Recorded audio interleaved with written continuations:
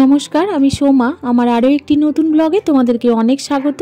কেমন আছো তোমরা সবাই? আশা করছি সবাই খুব ভালো আছো, আর আমরাও ভালো আছি। আজকে মঙ্গলবার, আর এখন বাজে সকাল 9:30। তো এখন থেকেই তোমাদেরকে সাথে নিয়ে আমি আমার ব্লগটা শুরু করছি।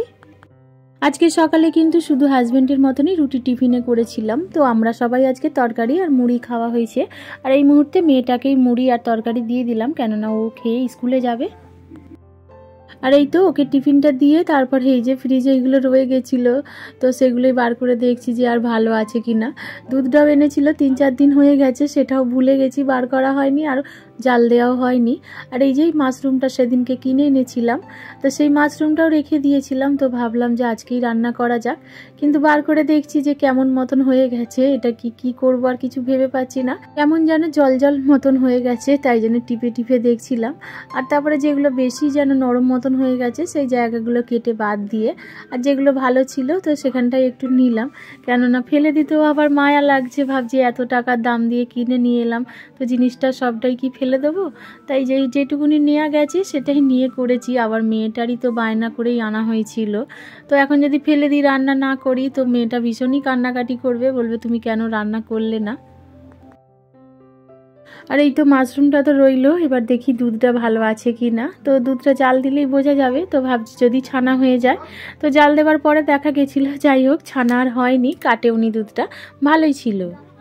প্যাকেট দুধ কিন্তু খুব একটা ভালো হয় না, তো সেটা একদিনের বেশি আর থাকেও না, নষ্টই হয়ে যায়। তো যাই হোক, মনে হয় ঠান্ডার জন্য, আর যেহেতু ফ্রিজেই ছিল তাই দেখলাম আর নষ্ট হয়নি।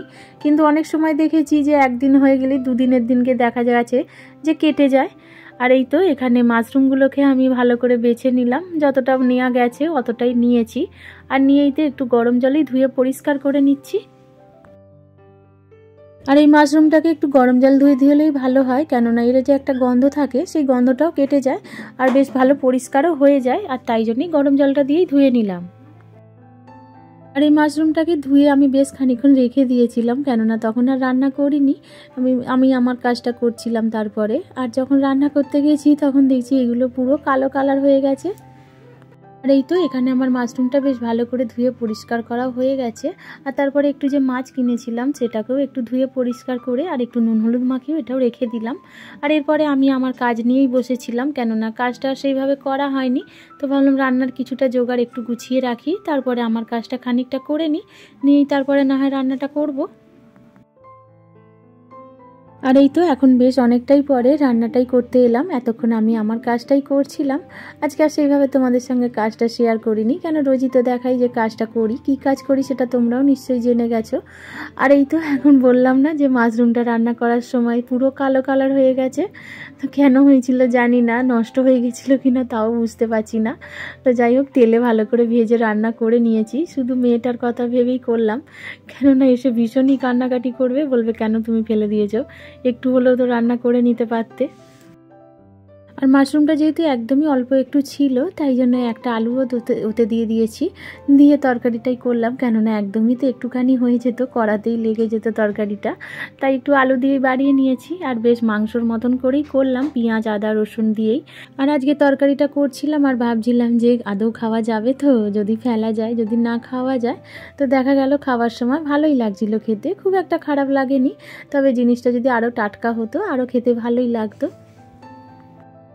আর এই তো ওদিকে তরকারিটা বসিয়ে দিয়ে এখানে আরও কিছু আনাজ কেটে নিলাম, কেননা আজকে মাছের ঝোল করব, তো সেই ঝোলেরই সব কিছু রেডি করে নিলাম। আর এই তো এদিকে আমার এই তরকারিটাও হয়ে গেছে, আর নামাবার সময় একটু গরম মশলা দিয়ে নিলাম। আর তরকারিটা একদমই শুকনো শুকনো করেছি, কোনো রকমই ঝোল রাখিনি, ভাবলাম ঝোল রাখলে যদি আবার খেতে না ভালো লাগে, তাই জন্য এইভাবে করে নিলাম। আমরা মেয়েরা যতই মুখে বলি না কেন যে ভালো লাগে না কাজগুলো, আর কিন্তু আসলে সংসারের কাজকর্ম রান্নাবান্না এই ব্যস্ততাই কিন্তু ভালো থাকার কারণই হয়। মাঝে মাঝে যখন মনে হয় যে কাজগুলো করতে ভালো লাগছে না, তো সেটা ভাবলেও আবার খুব খারাপ লাগে, যে মনে হয় না কাজগুলো করলেই মনে হয় বেশি ভালো লাগবে। আর সব থেকে বড় কথা হলো, এই সংসারের কাজগুলো করতে করতে একটা অভ্যাসে পরিণত হয়ে যায়, না করলেও ঠিক ভালো লাগে না। তো যাই হোক, কথা বলতে বলতে এদিকে মাছটাও আমার ভাজা হয়ে গেল, আর তারপরেই তো আমি ঝোলটাও বসিয়ে দিচ্ছি এখন। আর আজকে ঝোলটা করছি একটু আলু আর ওলকপি দিয়েই, বেশ আলু ওলকপি দিয়ে মাছের ঝোল করলে খেতেও বেশ ভালো লাগে। ওলকপিটা যখনই আনে তখন আমি শুধু আর কোনো রকম তরকারি করি না, কেননা এমনি তরকারি করলে এটা ভালো লাগে না আমার কাছে খেতে। কোনো কিছু মাছ দিয়ে করলেই বেশি ভালো লাগে, নয় চিংড়ি মাছ দিয়ে করি, না হলে এরকম রুই মাছ কিনে রুই মাছ দিয়ে ঝোল করি, তাহলে বেশ খেতে ভালোই লাগে। আর এই তো তরকারিটা বসিয়ে দিয়ে এসে কিছু জামা কাপড়ও কাচার ছিল, তো সেগুলোকেই কেচে নিলাম। আর আজকে আমার স্নান করাও হয়নি, কেননা কাজটা করছিলাম বলে আর স্নানটাও করা হয়নি। সেই কাজটা একটু তাড়াতাড়ি করেই করছিলাম, কেননা দেরিও হয়ে গেছিলো আজকে বসতে। আর তাই জন্য এই কাজগুলো সব বাকি রয়ে গেছিলো, আর তাই এখন রান্নাটা করে নিয়ে ভাবছি এগুলোকে করে নিই, তারপরে না হয় স্নানটা করবো। আর তরকারিটা বসিয়ে দিয়ে এদিকের কাজগুলো সারতে সারতে ওদিকে তরকারিটাও হয়ে গেছিলো, আর তারপরে নামিয়ে আর এদিকটাও ভালো করে পরিষ্কার করেই তারপরে আমি স্নানটা করতে গেছিলাম। আর আজকে আমার কাজের তাড়াতাড়িতে স্নান খাওয়া করতে অনেক দেরি হয়ে গেছিলো। ঠান্ডার মধ্যে আজকে স্নান করতে বেশ খানিকটা বেলাও হয়ে গেল, আর বেশ ঠান্ডাও লাগছিল এই মুহূর্তে। আসলে কি হয়, বাইরের কাজটা করি বলে এই কাজগুলো একটু সময় মতন হয় না কোনো দিনই। এই নিজের স্নান করা খাওয়াটা এগুলো প্রতিদিনই অটাইমেই হয়ে যায়। তো যাই হোক, আজকে কারোরই সেইভাবে খাওয়া হয়নি, আর তাই জন্য তাড়াহুড়ো করেই এসে আর এই তো খাওয়ারটা বেড়ে নিয়ে আর সবাই মিলে খেতেও বসে পড়েছিলাম। মেয়েটা তো স্কুলে গেছে, আর এখানে ছেলে আর আমি শাশুড়ি খাচ্ছিলাম। আর শাশুড়ি এই মুহূর্তে একটুখানি কি করছিল, বললো যাচ্ছি তুমি ভাতটা বাড়ো, আর বেশ খানিকটা পরেই খেতে বসেছিল। আর এই তো বেশ খানিকটা পরেই মেয়েটা স্কুল থেকে এসে আর পড়তে যাবে বলেই রেডি হচ্ছে, আর আমিও সমস্ত কাজগুলোকে সেরে একটু বসতে এলাম, কেননা সকাল থেকে এতই তাড়াহুড়ো থাকে কাজের মধ্যে।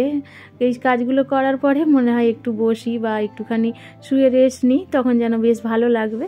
আর এখানে তাই জন্যই একটু বসেছিলাম, কিন্তু বসা তো আর বেশিক্ষণ হয়ও নি, কেননা আমার বাইরের কাজটা এখনও পর্যন্ত বাকি রয়ে গেছে, তাই একটুখানি বসেই আবার চলে গেছিলাম আমার কাজটাই করতে। প্রতিদিনই যেই কথাটা বলি, তো আজকে সেটাও আবার রিপিট করে নিই যে খুবই সাধারণ ঘরের আমি একজন, আর আমার সব কিছুই খুব সাধারণ। আমার ভিডিওগুলো তোমাদের কেমন লাগছে অবশ্যই একটা কমেন্ট করে জানিও, আর যদি কিছু ভালো লাগে থাকে তাহলে প্লিজ একটা লাইক করে দিও।